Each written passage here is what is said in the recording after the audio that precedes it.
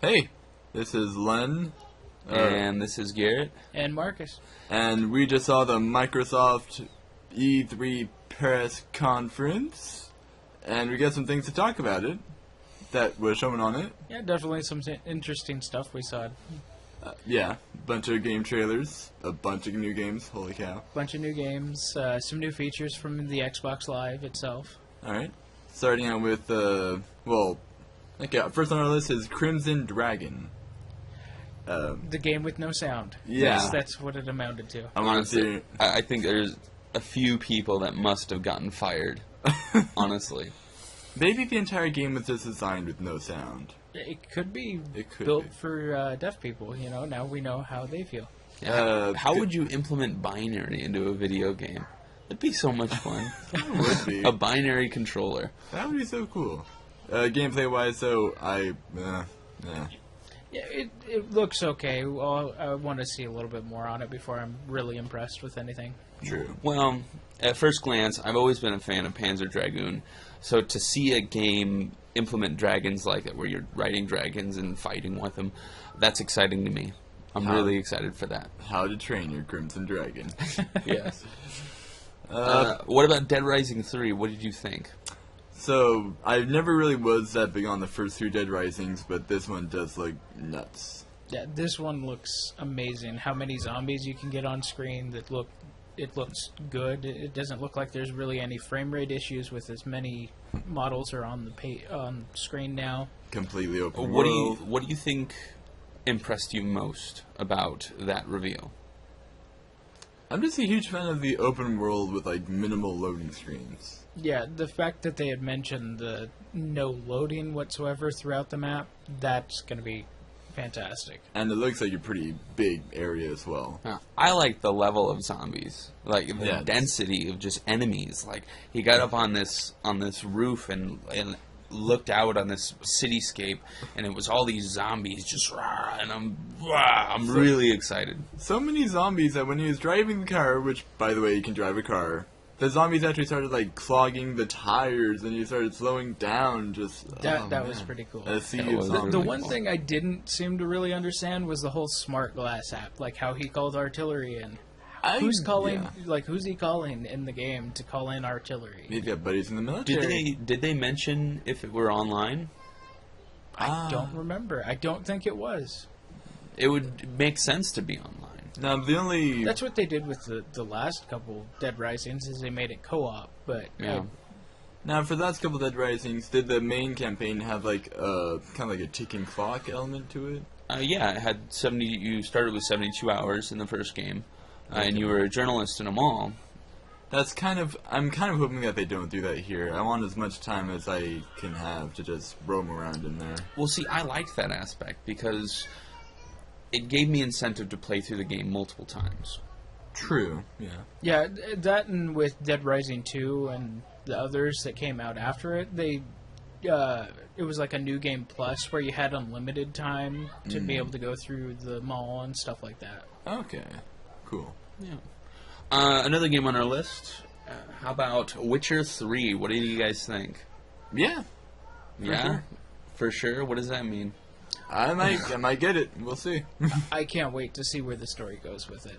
I remember playing Witcher 2 and I really liked it till I couldn't beat the first giant monster boss. I would describe Witcher as Fable, but upped on steroids. It's like Fable for a more mature audience. Yeah, it's more open world than Fable, because Fable was fairly open world. It's more open world. You have more exploration to deal with. You have more enemies. You have more combat opportunities. much more combat opportunities. Better Variety. details. Oh, much better details. Absolutely. And more customization. Yeah. So I would say, because Fable's a good game, but I would say Witcher is the steroid version, the jacked up. It's the jock strap of Fable. I need that quotation mark. Kind of a bad analogy, but Make a T-shirt out of that statement. Witcher's the jockstrap. Okay, what did you guys think of Battlefield 4? Now, obviously, that was a very large release. Yeah. It was a little surprising to hear that, Microsoft's gotten the timed exclusives again, but now it's from Battlefield as well as Call of Duty. That was a little bit of a change up, but as far as the gameplay, it looks amazing. Yeah. Like Battlefield 3 did. I like that they've fine-tuned the new Frostbite engine a little bit more. The one problem I always have with Battlefield games is the controls. Like, it just feels clunky when you're playing. Yeah, I've always enjoyed Battlefield multiplayer more than the Call of Duty multiplayer because the huge maps and vehicles. But I don't know, like, and it did look like there's some really cool stuff in the campaign from what we saw. But I'm wondering if this will just be another campaign like the previous Battlefield was, where it's kind of like a Call of Duty-ish. That is true. I would say that call me a stickler. You're a stickler. Yes, but I didn't like the fact that there was no sound on Battlefield. I know there was no sound on Crimson Dragon. Yeah. But Battlefield 4 being a huge, heavy dice game and this big name company, and they're ruining the sound. Well, it was a technical difficulty, but I have a problem with that. I mean, they're putting all this money into recording the gameplay. I'm sure they took it straight from the Xbox One. They probably didn't take it, do an LP and then put it on a PC. They probably had somebody actually playing it. And evidence of that is when the guy jumped off the ship, he had to restart. Because he died. So it's like, I was expecting more from their actual release. The presentation. I don't think that it necessarily falls on DICE, though. I think it's more of a... Yeah. It doesn't reflect on the game in any way. No, of course It's all not. like psychological. Which is why you should call me a stickler. You're a stickler. Thank you. Marcus? Stickler. Okay. Now, moving on to Project Spark. It's kind of a kiddie spore-looking game. What do you guys think of that? It looks pretty cool. Yeah, kind of. I like the way they're going with it, and everything that they showed was really cool. Horrible acting on stage, but Yeah, I love really the bad. gameplay. When they first started it, and the two guys were doing their whole whoa, we're having so much fun. I Let's was rock like, and roll. Good God. Yeah. But when they showed everything that everybody else has made, holy cow. Yeah, it looks interesting, but would you spend $60 on that game? See, I don't think it's going to be a $60 release game. I believe it's probably going to be one of their arcade titles. Yeah. That's what it looks like. I would spend $30 new. Yeah. I could see it being $30 new. Yeah. Although I do have to give it to Spark. There's a ton of customization, it seems. The developers seem to have a lot of fun playing it, honestly, even though it was poorly acted. Yeah. I was very, very impressed with the level of enemies, the AI when they were fighting the goblins. That was really cool. Absolutely. And I loved the rock mech. That was kind of fun. Well, just like the way they were able to like change the environment, throw in anything they want, and it did look pretty natural at the end of it. Yeah. Yeah. It did. But another one, Killer Instinct, coming back straight from, I think the last title was Killer Instinct Gold for the 64. So Killer Instinct is back, and I was a huge fan of the Super Nintendo version. Yeah. So I'm already looking forward to this game. Even though I'm not really a fighter kind of guy, I've never really been attracted to the genre of just like Street Fighter. What you're saying is you're a lover, not a fighter. Oh, absolutely. But it's, at the same time, Killer Instinct, it's like, it's coming back to my roots. I'm excited for that. I'm not a fighting game guy. I like the look of it, but I think there's more realistic looking fighters out there, and that's kind of what I'm more aimed towards. Killer Instinct, yeah, it's a nostalgia feel, but I think that's all that it's really hitting on at this point. Like, we had some fun with Infamous, and that was a bit more realistic, and that had to do with the comics, which we're into. Yeah. Yeah. Okay. Now, how about D4? Oh, wait, I can't remember what that was, honestly. You really didn't get much information out of it. It was, hey, this is D4, a little bit of a trailer, and it wasn't mentioned at all by Was Microsoft. that the time travel one? No, No, that's that Quantum was Dream. Quantum Leap. Quantum Break. Quantum Break. Quantum physics. Okay. But what was D4? I can't remember it either. It was just a quick little trailer. Oh, yeah. It was the one that looked like a Scanner Darkly. Yeah. Sure. You didn't see Scanner Darkly? No. I love that movie. There's Keanu Reeves in it. Okay, I'm gonna watch it. It was a very good movie. It was different. Alright. But moving on to Quantum Break. I like the idea behind it. Like Yeah. I don't like it's a typical science project gone bad, but I like the way it looks. The fact that he's able to touch something and bring it out of being frozen in time like he did in the trailer, but he can't let go or she'll slip back. Yeah. I'm just really intrigued about how they're going to do the whole melding this with a TV show. Like, Yeah, that was mentioned, and that was... I haven't heard anything about the TV show. because I know that Defiance is trying to do the same thing with their game running alongside a TV show, but, like, from what I've seen, they, like, aside from them taking place in the same fiction, they don't seem to have too much in common with each other, do they? Defiance, as you play on, you'll meet the people from, like, Jack and them from the main story of the TV show, and so you'll have more interactions with the main players, but it feels like it's its own separate story. It's not going along with what's truly happening in Defiance. Okay. I'm a little skeptical, honestly. Yeah. I don't know how the time travel is going to play, or not time travel, but time stop is going to play out in actual gameplay. Yeah. Because it's the concept that you touch something and hold on to it, and it can be pulled out of the time zone, per se, let's say. It's just a little odd to me. I can't see that working out in actual gameplay. Yeah, the way the developers made it sounded like he doesn't really have any real control of his powers at the start, so it'll be interesting to see how it does play out. Like, will this eventually stretch into other, like, time-bending abilities, maybe? Like, perhaps you be. can only touch humans and pull them Maybe. out of a time zone? Maybe, like, a bit time for fast forward or time rewind-ish? Maybe we'll see a Easter egg of Blinks the Time Sweeper. I'm going to buy miss this that game immediately. I miss this game. Man. Okay. But anyway, going to Minecraft for the Xbox One. What a useless title, in my opinion. It's Minecraft for the next generation console. Just buy it for the PC. Yeah. Like, I agree. Like, there's no graphics improvement. It's like, oh, I can see 16 more pixels in the block. I'm like, shut up. There's only, like, one appeal I can see is if they can get, like, texture packs, and if you can possibly, like, download maps from, like, the Xbox versions or something. I mean, from the PC versions. Yeah, I think if they implement some way to mod the game itself, like they do with the PC, then it might be worth it. But even then, I have it for PC. I'm not going to pay another $40-50 for it on the next gen. Yeah, we're all on me, Garrett, and Marcus are all on a server, Minecraft server. It's actually shut down, actually. Oh, Yeah, it was shut down. Oh, man. Which is too bad. But it had, like, a bunch of really cool mods on there that added technology, added, like, some magic stuff, just a bunch of really amazing mods. Yeah. So we're all in agreement that it's just kind of useless for the Xbox One. I get it for PC. But Yep. I do have to see what it turns into with the Xbox One. I'm not going to judge it till I play it. Really. It would be interesting if it was like a secret project that they've been working on, like new enemies, new storyline, basically. Like, what if they did dialogue and boss fights and... Like, will they go for, like, a different direction than the PC version? Because if they do, I'm probably down.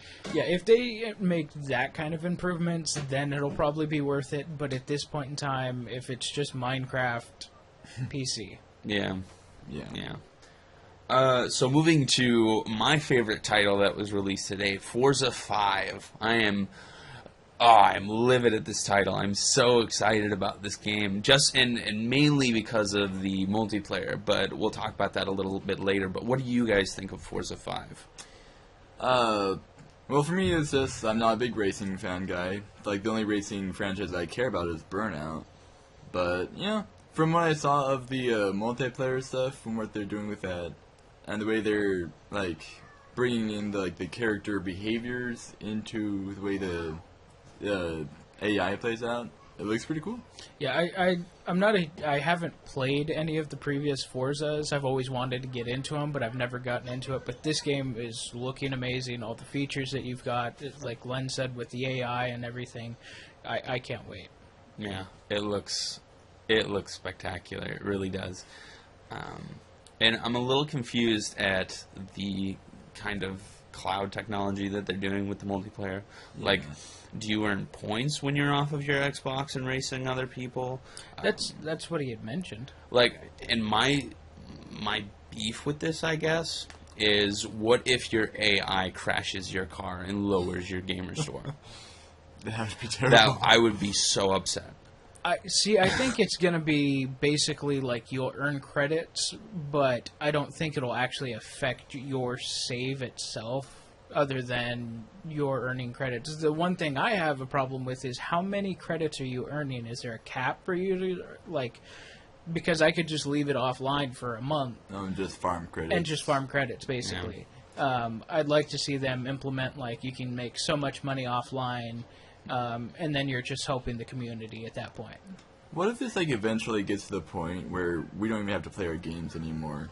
We pop the console in it, and it'll just start playing the game for us the way we have played it before. That's useless. That is. Like but I guess video games are technically useless. No, stop it. Technically. Tyler, stop it. No. Next There's game. been moments where I've wanted to just sit down and watch someone play. It'd be kind of nice. You know, you play through the game, it gets used to you, and you're like, I want to watch something that I haven't, like, just been able to sit back and watch and enjoy. That'd be kind of interesting. Okay, I can see that. Yeah, I could see that. And I love the new DVR system, but we'll get into that later.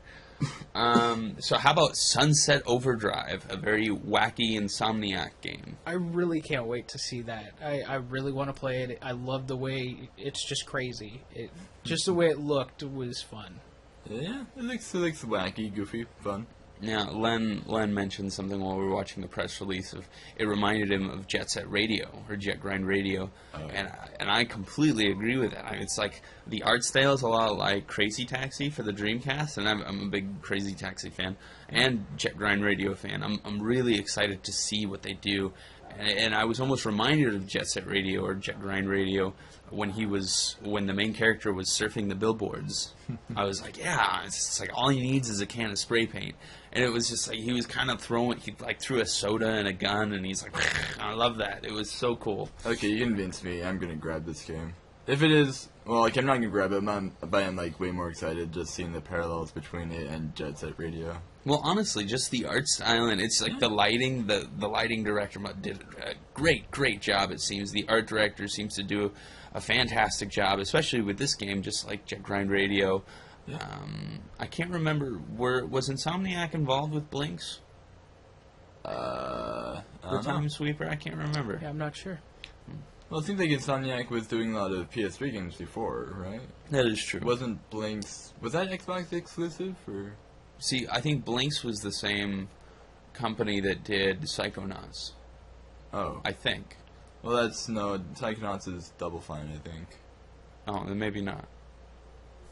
We don't know what we're talking about. Yeah, we have no idea. Next game. What about Rise, Son of Rome? Cool. Yeah, looks good. It's a hack and slash. Yeah, it just kind of threw you in. It didn't feel like there was any real story to it. It was just like, just because we can throw you into a war game, we're gonna do it. I'll admit, like when I first... So, like, I saw this game before this press conference, just on a trailer, and it showed them playing with Kinect. Immediately, that kind of turned me off of it. I'm not a big Kinect guy. Yeah. But seeing that you can play with a controller, my interest has been a little bit more piqued. I hope you have a little more control with the camera, more so than the launch for the E3 looked, because I love third-person games, but it wasn't quite over the shoulder. Yeah. And I want to play a game like that over the shoulder. I like Resident Evil 5 style. Yeah, it felt very waist-level camera. Yeah, it's like I'm looking at his back. Like, half the screen is like... is gone because of this guy's back. I feel like over the shoulder only works for like third-person shooters, though. Oh, see, that's a third-person game, though. Oh, yeah, it's not a shooter. It's a hack and slash. Well, the fight system, it felt like it looked like it changed a little bit towards the end of the trailer, where he was getting mobbed a little bit more. It looked like it went to a more up top, over the top view, opposed to over the shoulder. Like, I really did kind of like that one part where it is him and a bunch of his soldier buddies, and they're like holding up their shield and deciding when to send their pikes out and blocking the arrows. That looked pretty cool. Yeah, and I'm wondering if you can control that in-game all the time. Like, if you have a group of your friends together, like, maybe you can, like, band them together right there, or is that only at certain times? That might just be set-piece moments. I don't know. We'll have to see. Perhaps. Let's see here. Metal Gear Solid 5. Oh, yeah. I think it looks great. I love the open world aspect of it. So many different choices you can do with how you're going to do things, it looks like. But I would like to see it a little bit more linear as far as like when it gets into the more story. Sure. It did seem a little too open world for me. Like, they did a lot of fast forwarding in the reveal. I'm liking the open world stuff. I'm hoping that it kind of ends up like a bit like Hitman, where there are multiple ways to solve the objective. And What do you think of Kiefer Sutherland doing Snake's voice? he can pull it off. I think so, too. I would have obviously preferred David Hayter, Of course. but And David kind of adds his own comedic set. Metal Gear, Metal Gear. Arcana. just like that. Just like that. I love David Hayter. He's a heartthrob. He's my man crush. That and Jason Segel. I'm learning a lot of new things about you today. You want to hang out Okay. later? All right. Titanfall, Titanfall, yeah. where Titans fall down. Totally thought it was going to be a new mech game. I know we saw the opening shots, and there's all these mechs and people in body armor, and I'm like, it's gotta be Mech Assault. It's gotta be. I'm sorry. I'm not interested. I'm relating it to Brink, and Brink was okay, but it's like, not worth my money, not really worth my time, not worth the achievements. I do have to point out that, like, because me and Garrett both got Brink at the same time. Pretty much on the offset, I really didn't like it, so I immediately traded in. Garrett liked it for a little bit longer, you know? He became... Well, see, I think it's got some Brink aspects to it, but I don't think it's necessarily like where Brink was like, look at the acrobatics we can do in the game. This is more centered around the mechs and stuff like that, and you have some more acrobatic feel to it. I think, also, one of my big things about it is that, like, with games like Brink and Unreal Tournament, is that the campaign, it mostly feels like just a bunch of, like, multiplayer matches instead of, like, an actual campaign with a, you know, narrative and story and stuff like that. It seems as though this game is trying to cash in on mechs specifically. Like, no other online first-person shooters does mechs and this, so we're mixing Battlefield with Call of Duty with Brink with acrobats, and I'm like, okay, that makes sense. To be fair, it's been a while since we've seen mechs. It absolutely I think has. the other mech game out there is Hawken, which is... Hawken for PC, Is that a German game, Hawken? I haven't heard of it. We'll show it to you after the podcast. Okay. So how about Below? I don't remember Below. Oh, that was the top-down, Yeah, with the gnome. Yeah, the 2D. Oh, yeah. It looks fun. 15. I'd pay $15 for it. Yeah, that's what I'm assuming. If it's I had going to the be money. an arcade game. You know. Travelocity, the video game. Multiplayer, fun little cutesy kind of. There could be some dungeons in there. I don't know. Like I said, it looks a lot like Hammerwatch with the way it looked. Yeah. And I have a lot of fun playing just that. If nobody out there has gotten Hammerwatch yet, it's in beta right now, and it is this really fun little dungeon crawler. And it's free beta, obviously. So, yeah. I've never really been too big of a fan of those kind of games. Like, you just recently got me into Super Meat Boy, and I can't stop playing it.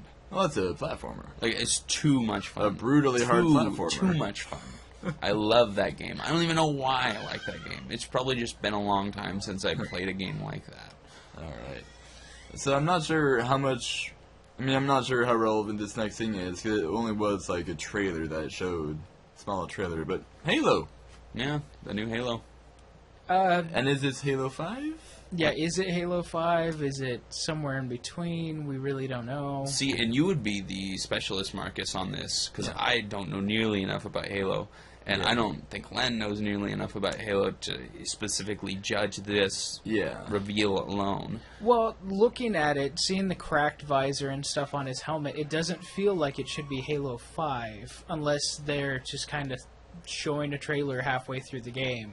Which has been done before with the games. Yeah, I mean, it's hard to tell because it looked like it was Forerunner Tech, the giant thing that came out of the sand. Yeah. But it's really hard to tell whether it's going to be Halo 5 or if it's just going to be Like an offshoot. an offshoot, yeah.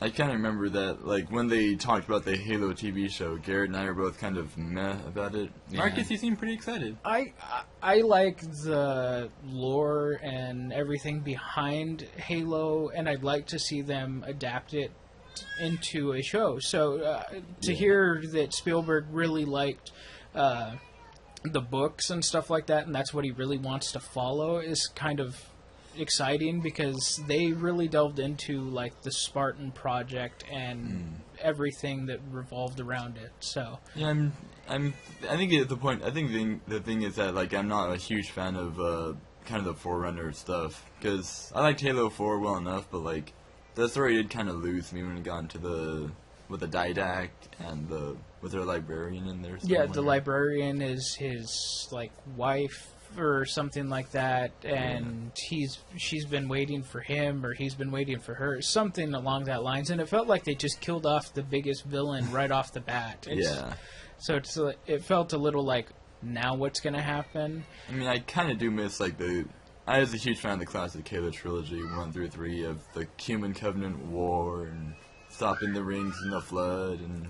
See, the fear I have with the Halo show that they announced is that Spielberg is only doing... He doesn't seem like a gamer. Yeah. It's like Spielberg is only doing it for the money. He's not doing it for his own self-gratification, which is shallow, but still, I would like that better than him just doing it for money. But it seems like he's just wanting to cash in on this Halo. He might be. See, I don't know that for sure, but that's what it seems like.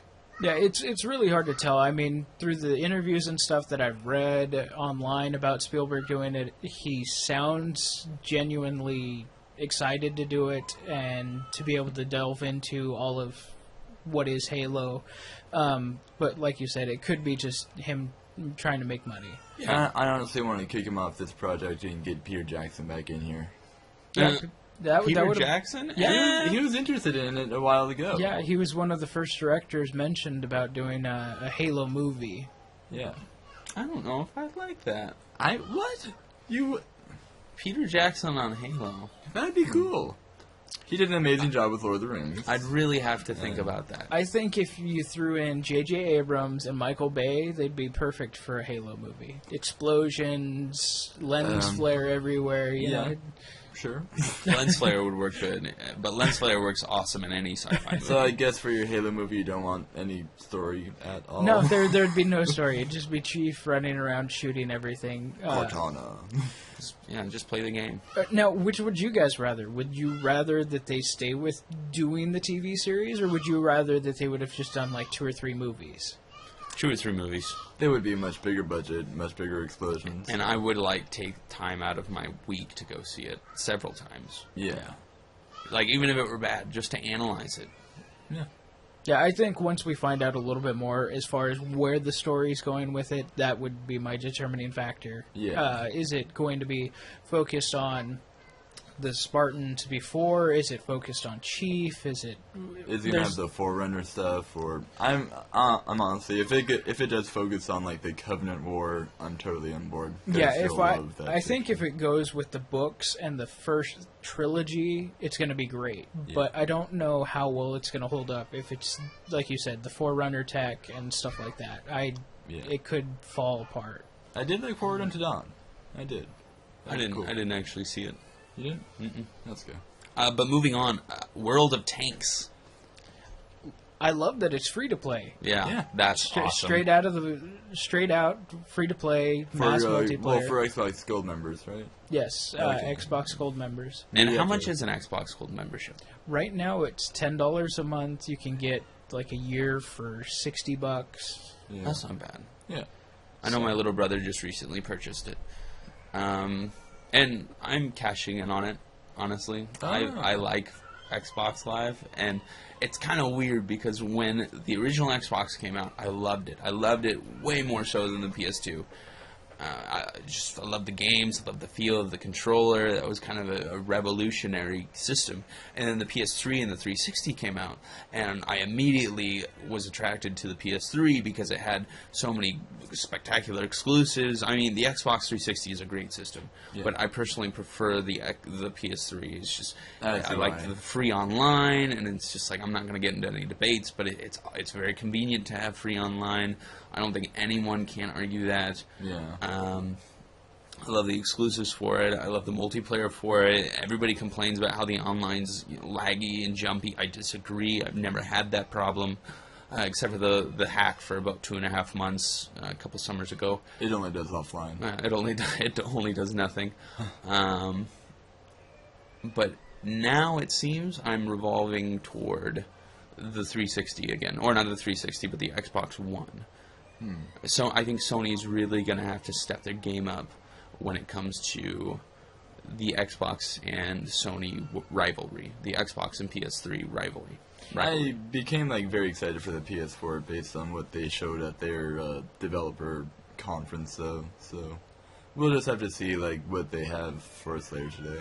Yeah, I think it's like I said. I'm gonna be buying both systems. Me too. But I guess it really just, the way I see it is, whatever you got into first tends to be what I'm going to stick with the most, because I have all my achievements, I have all my hours logged in the 360 and stuff like that. I don't want to just be I put in, years of playtime just to switch to a PS4. It is very hard to be unbiased in this field. Yeah, I will be playing all the exclusives that Sony comes out with, because that's why I'm buying the PS4, is for some of their features, their exclusives. But I will when it comes to a game that's multi-platform, I'm buying Xbox One. All right. So, what do you guys think of the tease that is Dark Souls 2?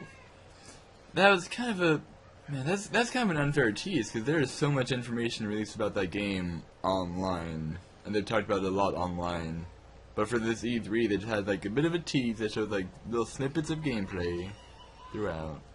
Yeah, I think it'll be something we have to see more after the rest of the week, because they really did not touch on it whatsoever. Because I've read a lot of the actual behind the scenes stuff. I've read what they're doing with it, and I'm so excited for it. What did you guys like about the trailer that you saw today? I like that they haven't changed it too much. I like that it looks the same, because I love the look of the first one. Yeah. And so I'm kind of happy that they haven't we're going to upgrade the graphics super crazy.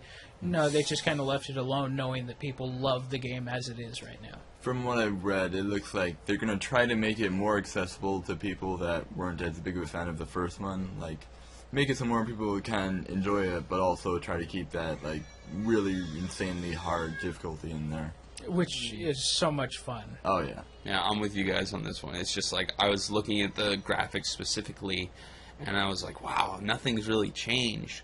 And it's the enemies seem to be a little different, obviously, and obviously the environments are different. So it's almost like I'm looking at this as a DLC, a very long DLC for Dark Souls. All right. And that's what I'm excited for. But the last thing on our list is the new Xbox features. What do you guys think of the new Xbox features? There are some good ones on there. Yeah, I was actually just thinking about it the other day, how much Xbox would thrive off of members joining if they were to switch their subscription to something more like the PlayStation Plus. And it was kind of funny to see them saying, now you get 2 free games every month, starting July 1st, and that's kind of cool. I love that idea. Yeah, the World of Tanks free. We'll see it'll be exciting to see what other titles they do free to play that World of Tanks. Honestly, what I'm most excited for is seeing this whole the way that they're doing the Xbox Gold, PlayStation Plus, is that I think that we're gonna have more of a fight between these two companies than ever before. I feel like they're going to be pushing each other to make bigger and better and more impressive games, which will be benefit us, the consumer, because we'll get a bunch of really good products out there. That is true. It's almost this rivalry only helps the fans. No matter who loses, we win. Right. Yeah. Another feature that they added was the ability to have the Xbox Live membership for one person on your console, and the other family members benefit from it. I love that idea. That's fantastic. Very convenient. I know plenty of couples that they each have their own account. They both pay for Xbox Live. That's $120, if not more, a month, a year that they're putting into the console, just to play games. And so I like the feature of one person has to have it, and then everybody gets a feature to it. Very good. What I'm most excited for is more of a convenience for LPers, but the ability to record your gameplay and upload it. Now, my problem with this is it seems as though it's only able to be edited auto. Yeah. As in, you just kind of click an editing button, and it edits it for you and puts little like hashtag screens on it and whatnot. I don't like that. I love manual customization.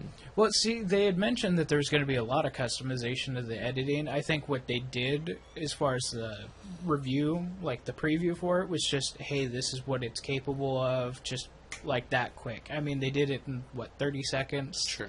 And I mean, it's up on stage. I think you'll get more hands-on as it gets closer. They'll do more in-depth as far as the editing. I love the fact that we can stream straight to Twitch now. That's going to be awesome to do.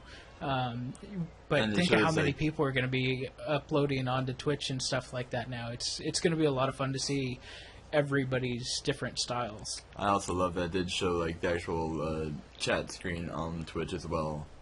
Yeah, that's nice too. Watching people do stream, it seems like they have to be constantly linking from their computer monitor or TV monitor right to their other computer just to see what the chat's going on. Yeah. How do you think it's going to benefit gamers to have video recording software straight on the system? I think it'll just be I think most gamers will use it as a way of just showing off. Hey, look at all these frags I got. Yeah. Lots of headshots, Call of Duty fans, stuff like that. But I think it'll totally benefit all of us that record and try and upload gameplay. Oh, yeah. It's going to be a lot of fun to see what it's fully capable of. Yeah, because it did look like a shallow look at it from what we saw today. But if it is as customizable as they say, then I'm super excited. Yeah. Yeah. I think it's going to benefit gamers by opening a world of diversity into it. And what I mean by that is gamers who don't play online or don't have access, which is crazy. Some people still have dial-up internet. That's crazy to me.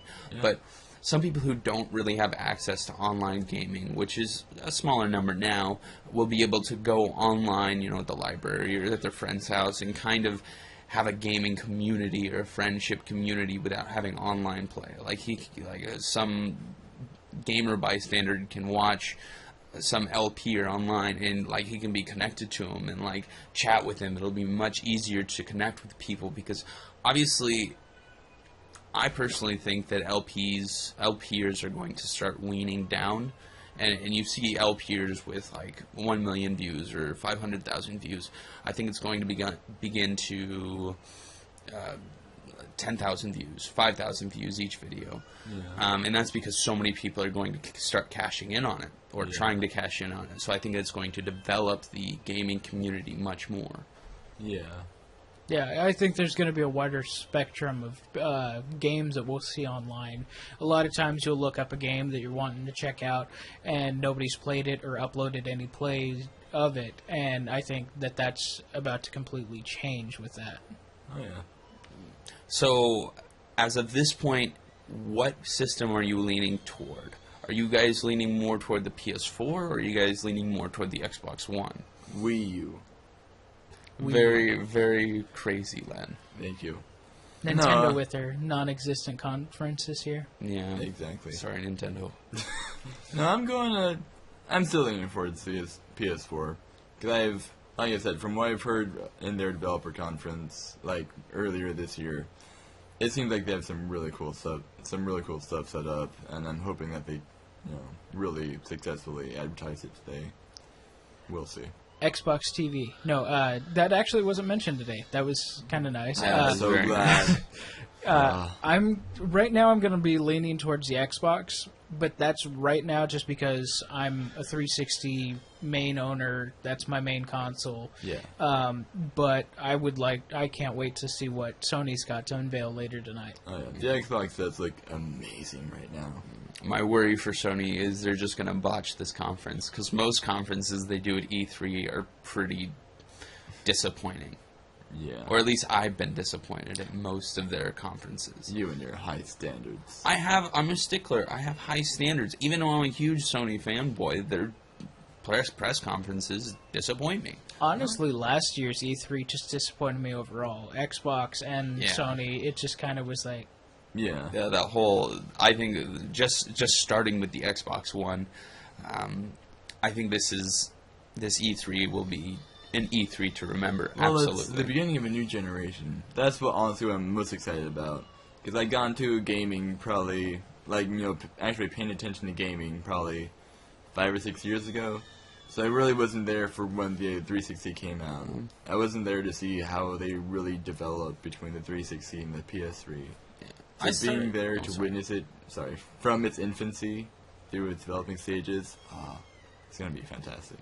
It'll be nice. I started gaming, hardcore. I've always been a gamer since as far back as I can remember. I started getting into it and researching it at about 12. Mm. And that's when I really started developing a taste for my style of games, like my favorite style of games. And my point is, I'm excited to see what the developers do with the new system. It's kind of refreshing. It's almost a blast from the past to sit in and watch these systems develop. So I completely agree with you. Yeah, it's going to be a lot of fun. I can't wait till the end of this year when they both come out. Exciting. Oh, yeah. Yeah. All right. But anyway, that was the Xbox One release for E3, and we're all very, very excited for it, and we're very excited to see what the rest of E3 holds. All right.